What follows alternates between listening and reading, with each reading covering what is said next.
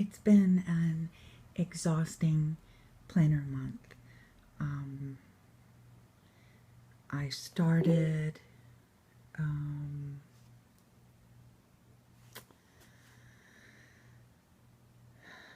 the month in the Hobonichi and moved to a personal size with DIY fish inserts and ended up in an A5 Filofax with a combination of inserts, and I want to explain what happened with all of them. The main thing that I want to say is there wasn't really a problem with any of the systems themselves. My problem is I have some vision issues going back about 5 years, and I have a very hard time with low contrast, so I'm not able to drive at night. I have trouble reading certain things. I do best in really bright light, so right now it's early in the morning and it's actually overcast, but it's still pretty bright. This is the Hobonichi, and the squares are 3 or 4 millimeters. I'm thinking they're 3, but I'm not sure. And the lines are a dotted gray, and the numbers are the same color. I believe that it's the same gray color as the bolder items, but it's difficult for me to see because of the size of the grid, and probably because the grid is dotted, and that really works for most people. It's preferable that these lines, aren't blaring in your face, but for me, I literally had to have my glasses glued to my face and sitting under a light or with like a floor lamp with adjustable, one that's adjustable that you could move the bulbs around, beaming at the pages for me to see at night, and it was still really difficult. And the other issue I had with this was it's very unstructured. When I first started using it, I did a lot of writing, ended up basically sort of self-sectioning the pages. I didn't do them in any particular way, but I tended to write like items in groups, and sometimes I would outline them, and I would outline them in different ways. But it was sort of a way for me to group items together. Because the grid is so small, I found that I was writing fairly small, smaller than my natural handwriting. And I mean, I can do that, but I couldn't do script. I just couldn't seem to do script on the grid. It was just too small. So I did a lot of printing, and then I had the same trouble with seeing what I had done because it was so small. And towards the last week of my using it, I was really writing less and less because it turned out it was really hard for me to plan this way. When I went to I don't know if I can find it.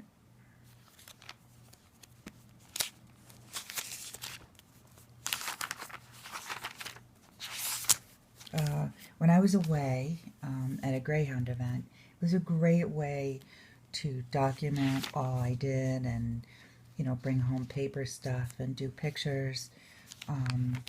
But for regular planning, I really struggled. And I thought what I needed to get was structure. And I ordered the DIY fish inserts, and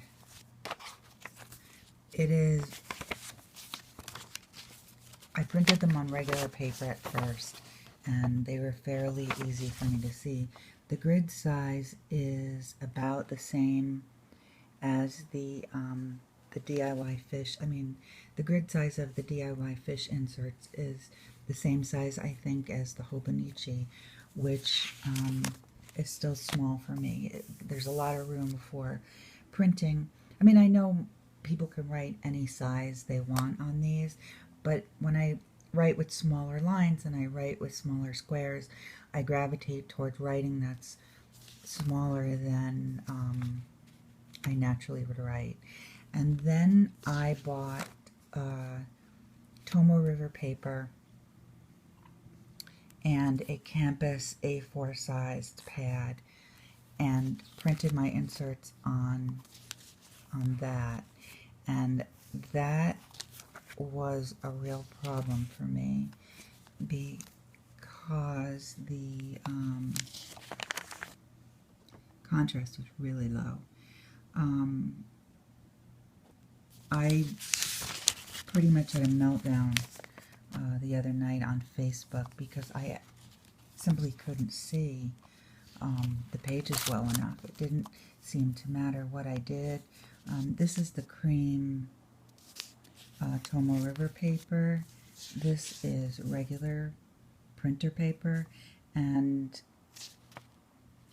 I actually think I got even better than this because I think this might have been on draft. But I couldn't see well enough to plan on these. Even though certain parts of the system are perfect. I think this one's darker, actually. So I think this one is printed on Best on printer paper. And you can see the, it's much easier to see than, say, this that was printed on the not Best. You know, that it's not hard to print them. It really isn't. I think there is a printing sweet spot, and it's going to be different for everybody. But I think my issue was this is the way I needed to plan, but this is not the size that I could manage. It's just too small for me to see. And that was something I had never considered before. I had wanted to get something with a smaller footprint than this. I never really expected there to be a vision issue for me.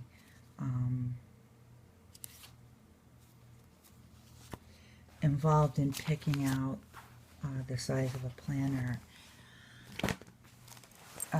And out of just frustration and not knowing what to do, I got out my Malden, and I got all the inserts and all the everything I had in every brand and every size, and tried to put together a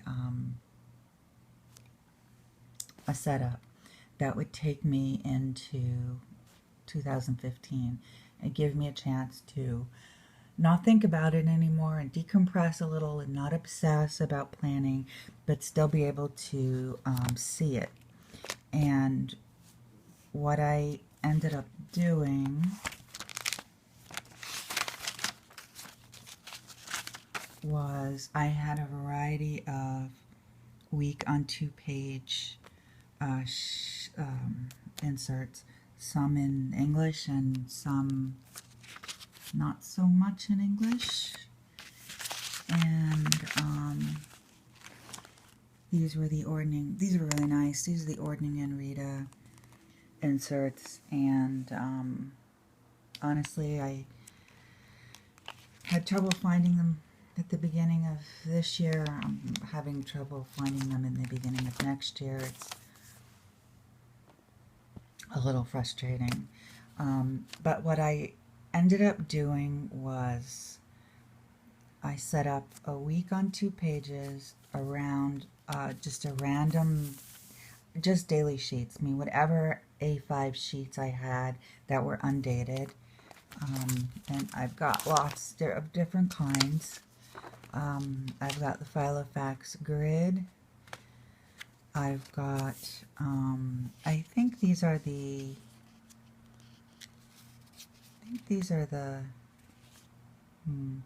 like Gillio. Judith sent me a bunch of Gillio pages, and I believe that's what these are. They had a lot of nice different sets. I think these are the same pages that Vanderspec uses. And so I have a lot of these appointments, to-dos, whatever's left of the ones. I used a lot of them this year already. I have the Filofax meeting planner pages, and I have a bunch of sheets that came in a Flow magazine. They were larger than this. I cut them down. The grid is larger, even though the contrast isn't that high. You know, if you compare it, the Filofax grid is easier to see. But these are just fun, and I just cut them into A5. And I'm planning on using everything because I don't want to buy anything else. So I just got everything together that I had. It doesn't match. It's not cut right. It's, you know, and it's fine. So I have the, I have whatever week on 2 pages I had. In between, I have daily pages. They're not dated. I'm just going to date them myself. They're very easy for me to see. This is today's. This is the one for the Flow magazine. And I'm sandwiching the weeks in between the with the DIY Fish foldable weekly. It's one of the versions of 2. I think it's 2.2, but I'm not sure, because this is what was missing. This one thing was what was missing in planning for me and was causing my frustration. I didn't know that before I bought the trial and tried it, but I need a weekly review. I need a place to put it, to go over how I did last week with everything, with my planning, with personal goals I'm making, with how I did with meal planning. I really need a dedicated review space. There's a lot of room to have a lot more options in here, and I'm sure as I get used to using this for the week, I will, you know, add more things in here. But I needed the review.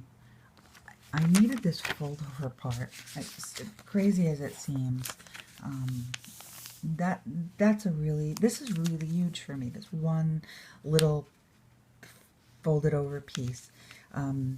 I can put my meds and vitamins in here that I take.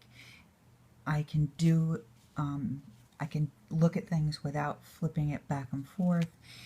I also meal plan, but the way I meal plan is sort of different. I found that I was looking at the sales and buying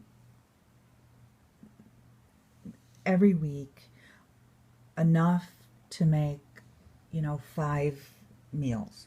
So I would end up with every week enough of a protein or enough of a main dish on my shopping list to get through at least 5 meals.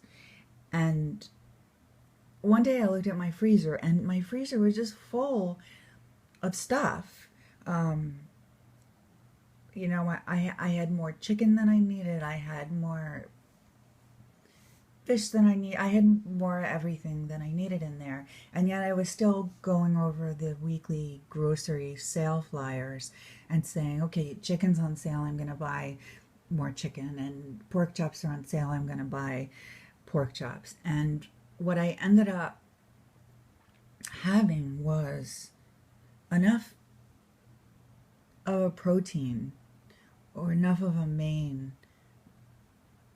and never anything to go with it. I never had, maybe I had pasta but I didn't have sauce, and maybe I had rice but I didn't have the stuff I wanted to make in the rice, like a pilaf.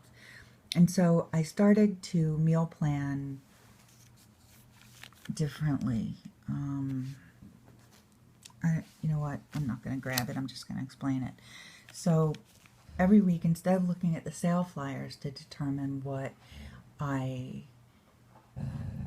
Oh, Ventura growls in his sleep.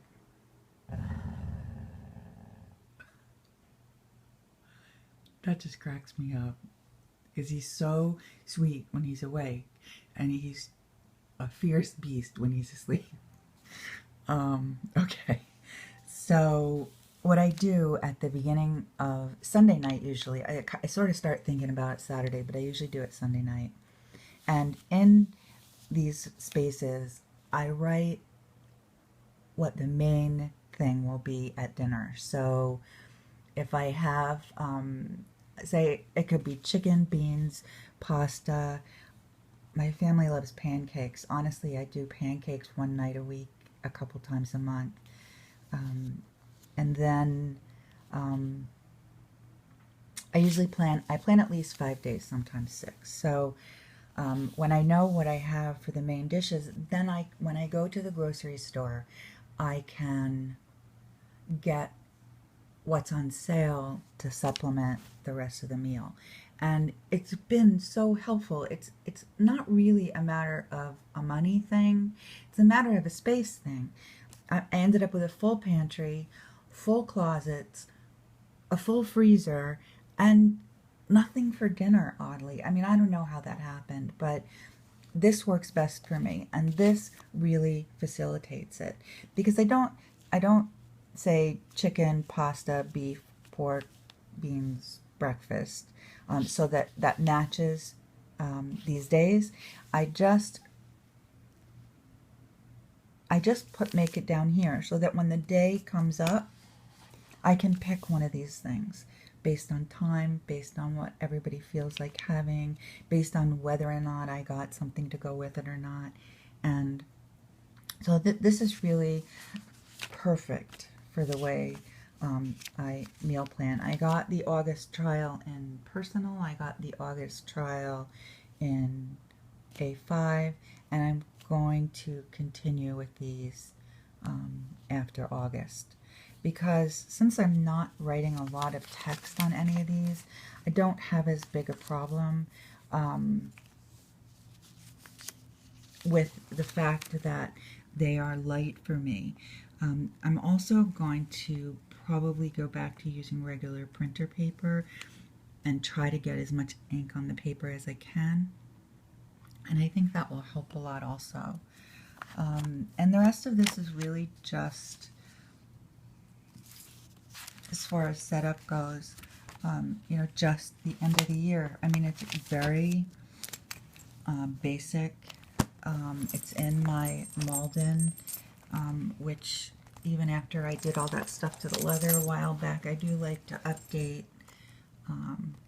You can see it's,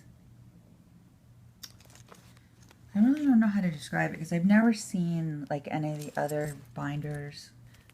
I know I've described it like bomber jacket leather, and I would say it's more like that than anything else. Once I took the finish off, it really improved quite a lot.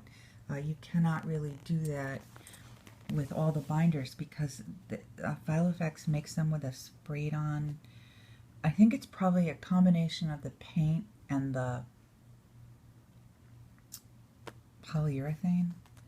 And when you attempt to take it off, you're not only taking off the finish, the non-leather finish, but you're also taking off the color. With this Malden, the color looks like it was dyed. The leather was dyed, and the spray non-leather part of it was put on later. So I don't think you could take the finish off, say, an original. I'm sure that's all in one thing. I mean, because this is big, this isn't ideal, but I have used this before as not only my main planner, but my main wallet. I would put everything I needed wallet-wise into here and just take the binder. I wouldn't take this binder and a purse and, you know, everything I needed, but I did that for a couple months, and I actually kind of liked it. I didn't really have an issue with that. And as big as this is, it was smaller than my purse was to carry around. I mean, like less heavy, less cumbersome than than a giant purse. I'm still not sure what I'm going to do with regards to that. You know, one of my issues is it's not that it's floppy, it's that it's kind of sloppy, you know, just I really miss the square bindings that, I mean, it looks like a neat book. It looks well made. It was made to have this square binding, because if you don't make it specifically like this, you know, you just have this roly-poly thing. So as a result, this always looks neat, even though this is not by any means stiff. There is a reinforcement in the binder down here, and the bound. You know what? I can't talk this morning. This edge. So this is something that can stand on a shelf. This is something that always looks like sort of like a hot mess standing on a shelf.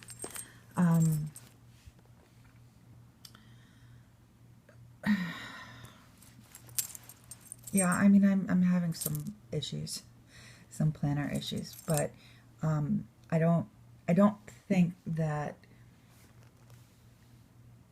I don't think that this is more important than, you know, this. And even though nothing matches and everything is really ragged, it's a system that works for me. I mean, it's sort of, I mean, I think there's some differences I can make in this, but it's the skeleton basically that works, not the fat. You know, the fat of a planner, the stuff, the extra pages, the you know, the doodads that I put on the side. I mean, I think it's really for me, clearly, it's the size of the pages, the